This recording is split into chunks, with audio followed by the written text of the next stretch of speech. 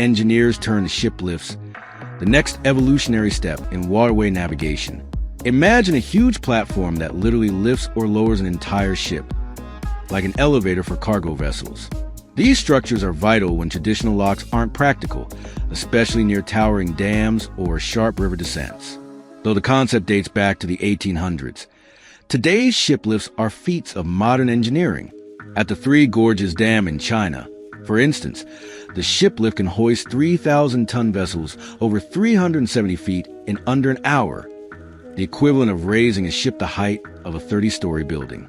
It works through a sophisticated system of counterweights, hydraulic machinery, and cutting-edge design. It's not just a tool.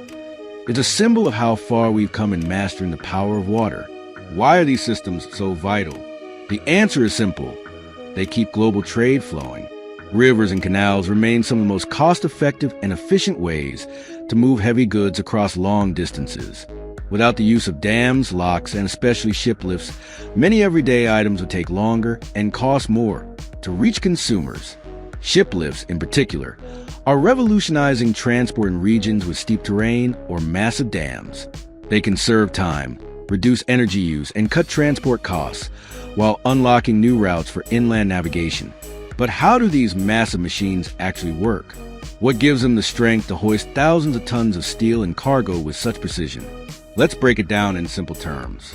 Think of a ship lift like a colossal elevator, but instead of lifting people, it lifts enormous ships, often loaded with freight or passengers. Let's take the Three Gorges Dam ship lift as an example, one of the largest and most advanced in the world.